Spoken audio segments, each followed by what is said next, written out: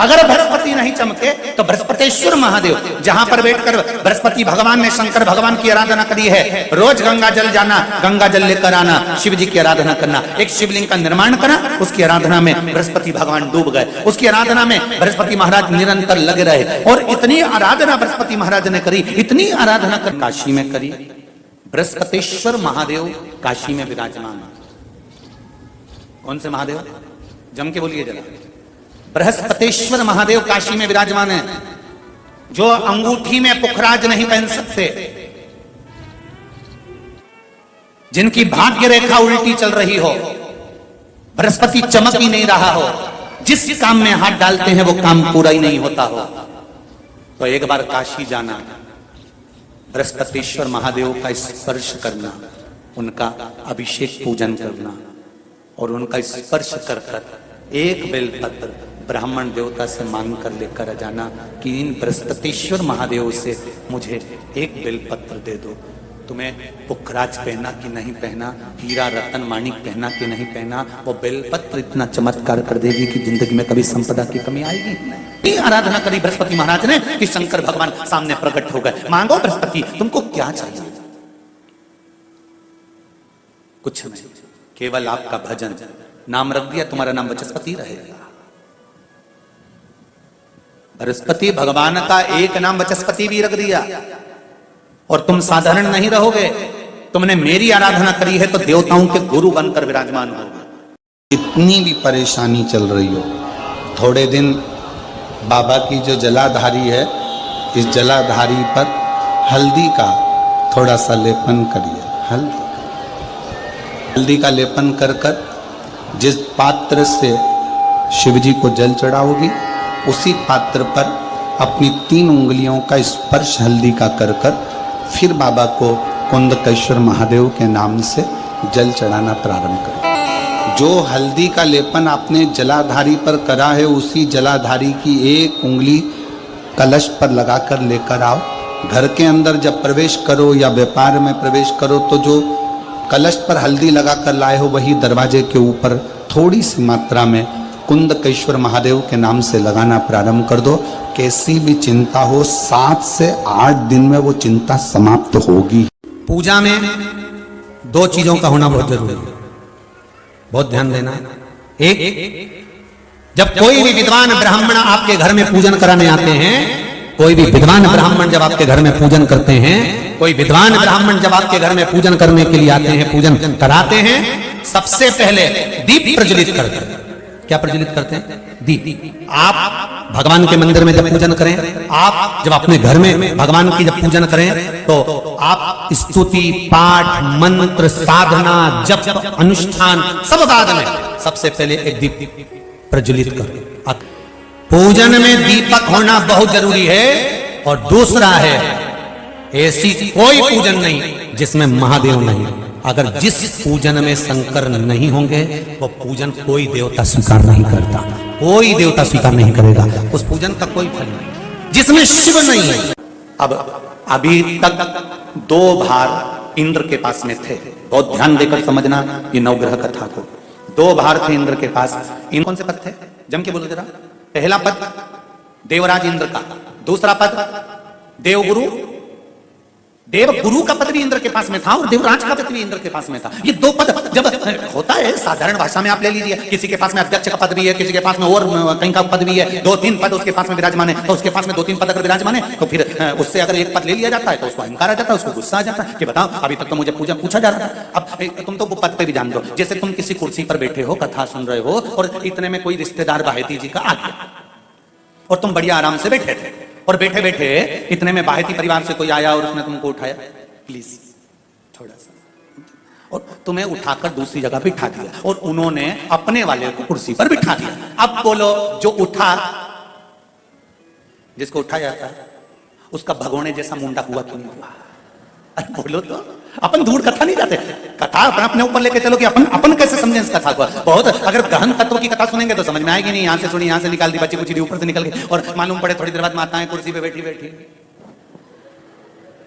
अब फिर तो अपन तो अपने पर लेकर चलो ना, कि जैसे कोई आप कुर्सी पर बैठ गए और इतने में इनके रिश्तेदार कोई आए और आने पर उन्होंने कहा दिया तुम यहाँ से उठो दूसरी जगह जाके बैठो, इतने में तुमको बुरा लग गया, बुरा लगा, मुंह भगोने जैसा हो गया, गुस्सा आ गया। उसी तरह इंद्र के पास में दो सत्ता थी, एक देवराज इंद्र थे और दूसरे गुरु का पद भी इंद्र के पास में था। देवताओं के गुरु बनकर इंद्र घूम रहे थे, पर अब उल्टा हो गया। शंकर भगवान ने बृहस्पति महाराज को देव गुरु बना दिया। एक मंत्र राजी कैसे होते हैं जी, बोलिए एक मंत्र ऐसा है, उस मंत्र की प्रबलता में भगवान नारायण राजी हो जाते हैं और पापी से पापी जीव को भी अपना बना लेते हैं। तो लक्ष्मी जी ने मंत्र दिया नारद जी को, ओम नमो भगवते वासुदेव। जो मंत्र नारद जी को मिला, नारद जी उस मंत्र में ऐसे डूब गए कि एक बड़ी सुंदर सा बात आती है। हम फिर निवेदन करेंगे कि जिसके शरीर में अगर कोई बहुत बड़ा रोग आ जाता है, कोई बहुत बड़ी बीमारी अगर शरीर में लग जाती है, कोई रोग लग गया, कोई बीमारी लग गई, कोई बहुत बड़ा रोग आ गया, बीमारी आ गई, डॉक्टर को दिखाओ, जांच भी कराओ, हॉस्पिटल भी जाओ और अच्छे से अच्छे डॉक्टर को दिखाओ, पर साथ में एक काम और करो, जब बहुत बड़ी बीमारी लग गई, उसका कोई हल नहीं निकल रहा, कोई रिजल्ट नहीं आ रहा, डॉक्टर की दवाई भी चल रही है, जांचें भी चल रही है, तो साथ में एक बेलपत्र लो, बीच वाली पत्ती पर एक चावल का दाना रखो, बीच वाली पत्ती, एक दुर्वा, दुर्वा जानते हो ना, दूब, हरी दूब, एक दुर्वा और एक पीला कनेर का फूल, ये साथ में रखकर नंदी के पास बैठकर त्र्यंबक मंत्र का जाप करो। और अगर मालूम पड़े कि त्र्यंबक मंत्र नहीं आता है तो पंचाक्षर मंत्र का जाप करो, नमः शिवाय। षडाक्षर मंत्र का जाप करो, ओम नमः शिवाय। और वो भी नहीं ले सकते तो नंदी के पास बैठकर श्री शिवाय नमस्तुभ्यम बोलकर अपने मन का भाव कहकर, बाबा बहुत रोग से ग्रसित हूं, मेरे महाकाल राजा, मेरे बाबा केदारनाथ, मेरे बाबा अमरनाथ, हे मेरे बाबा कृष्णेश्वर नाथ, कृपा करो, रोग से मुक्त करो।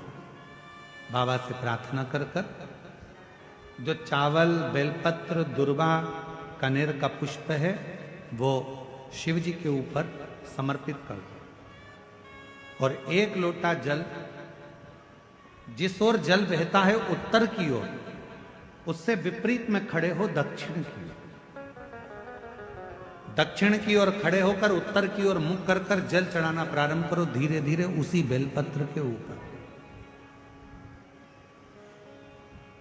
जल पूरा चढ़ जाए, उसमें से दुर्वा, बेलपत्र औषधि के रूप में बाबा से मांग कर लाओ। बेलपत्र दूसरे दिन सुबह खाली पेट उसको खा लो और दुर्वा प्रदोष काल में शाम के समय जब प्रदोष काल आए उस समय पर उस दुर्वा को चबा चबा कर खा लो। धीरे धीरे धीरे धीरे रोग का निवारण होने लगेगा और तुम्हें दवाई लगने लगेगी, औषधि लगने। एक निवेदन, कई लोगों के घर में हमने देखा है कि घर में जो शंकर भगवान का शिवलिंग होता है तो घर में लोग इतनी बड़ी प्लेट भर लेते हैं, प्लेट में पानी में ही भगवान शंकर को दिन भर उसी में डूबा रख देते हैं, उसी के अंदर पानी टपकता रहता है और भगवान उसी के अंदर गीले की गीले ही रखे रहते हैं, हमेशा गीले की गीले ही रहते हैं, वो बस पानी में डूबे की डूबे। ऐसी प्लेट कर ली, प्लेट के अंदर शंकर जी धर दिया, ऊपर से हंडा धर दिया, पानी टपकता रहा और शंकर भगवान की प्लेट में पानी भरा गया और भगवान उस पानी में गीले की गीले। शिव महापुराण की कथा कहती है मंदिर की बात दूसरी है, घर की बात दूसरी है। घर में शंकर जी का स्नान, अभिषेक, पूजन करने के बाद शंकर जी को एक अच्छे सूखे वस्त्र से पोंछकर एक अच्छे स्थान पर उनको रखकर बेलपत्र का श्रृंगार कर दीजिए या पुष्प का श्रृंगार कर दीजिए। दोनों नहीं हो तो एक चावल का दाना शंकर जी के शिवलिंग पर रख दीजिए, शंकर भगवान उससे प्रसन्न होंगे।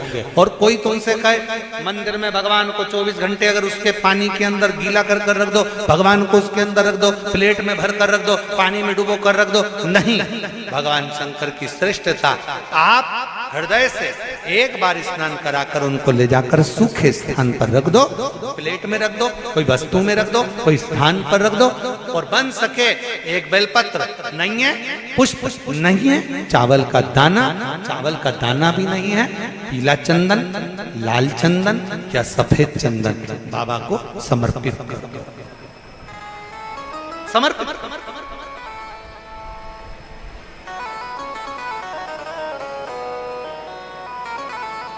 शिव का समर्पण हो, शिव का।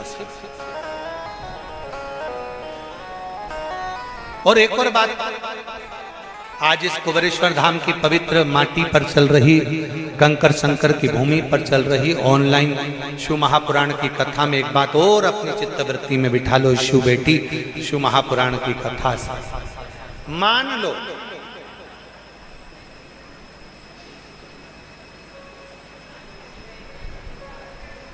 शरीर के किसी भी अंग में अगर गांठ हो गई, बहुत बड़ा रोग हो गया, बहुत बड़ा रोग हो गया, डॉक्टर को दिखाइए, दवाइयां लीजिए, जांचें कराइए। और शंकर जी की 5 लड़कियां, पहले नंबर पर जया, 5 बेलपत्र लेकर जाओ। एक बेलपत्र जया शिव शंकरा, जम के बोलो, जया शिव शंकरा। एक बेलपत्र अशोक सुंदरी वाली जगह पर समर्पित कर। दूसरी विषहरा शिव शंकरा, गणेश जी की जगह पर अर्पित कर।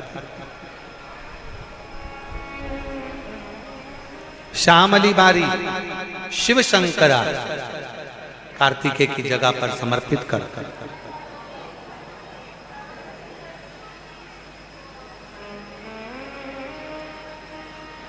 दो तली शिव शंकरा, जगत जननी जगदम्बा का जो हस्त कमल है पीठी का, उस पर समर्पित कर दो। और देव, जम के बोलो, देव शिव शंकरा कहकर शिवलिंग पर समर्पित कर दो। 5 बेलपत्र, लोटा भरकर जल लेकर गए हो, 5 स्थान पर धीरे धीरे समर्पित करें।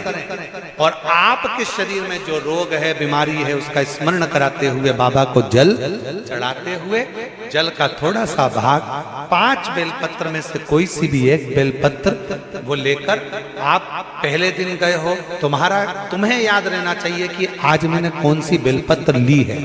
गणेश जी के स्थान की बेलपत्र ले लो, दूसरे दिन अशोक सुंदरी की बेलपत्र ले लो, तीसरे दिन कार्तिकेय की बेलपत्र ले लो, चौथे दिन पार्वती के हस्त कमल की बेलपत्र ले लो, और 5वें दिन शिव के शिवलिंग की बेलपत्र ले लो। ऐसा क्रम बना लो। 5 दिन 5 बेलपत्र चढ़ाना है और एक एक बेलपत्र लेकर आना है। सुबह खाली पेट उस बेलपत्र को खाइए और थोड़ा सा जलपान कर कर बाबा का जो जल है उसका आचमन करो, शिव जी से विनय करो। 5 दिन के बाद में फिर वापस जांच करवाइए, धीरे धीरे शरीर में जो रोग है वो समाप्त की ओर जाए। जो डॉक्टर दवाई दे वो दवाई खाओ, जो डॉक्टर जांच का बोले जांच कराओ। डॉक्टर शंकर का एक रूप है, जैसा डॉक्टर बोले वैसा करो, पर साथ में शंकर के प्रति एक विश्वास रखकर उसकी दृढ़ता भी धारण, शिव के एक समर्पण कर। एक पत्र अच्छा है, और आपका कोई काम उलझ रहा है, आपका कोई काम ऐसा है जो बहुत दिन से उलझा हुआ है, चाहे वो कोर्ट कचहरी का हो, चाहे वो किसी से जुड़ा हुआ हो, और वो नहीं हो रहा, तो स्कंद पुराण कहती है, हमारे खंड में भी वर्णन है शिव महापुराण, कि किसी भी नवमी को आप आंवले के पेड़ के नीचे घी का दिया लगाकर, मौली मतलब हाथ में जो नाड़ा बांधते हैं, लच्छा, मौली, लच्छा, नाड़ा, हाथ में बांधने वाला पूजन वाला धागा लाल, घी का दिया लगाकर 5 परिक्रमा आंवले के वृक्ष की कर लीजिए। और परिक्रमा कर कर धागे को वहीं पर छोड़कर थोड़ा सा धागा और अलग से लेकर किसी टहनी पर उसको कामना कर कर बांध दीजिए। महाराज 10वीं तिथि को, 9वीं को तो ये करोगे, 10वीं को वापिस जाकर आंवले के पेड़ के नीचे घी का दिया लगाइए और जो धागे की आपने टहनी पर जो धागा बांधा है उसको खोल कर ले आइए, अपने हाथ पर बांधकर उसी धागे को पहनकर अपने काम के लिए निकल जाइए, आपको सफलता प्राप्त हो जाए।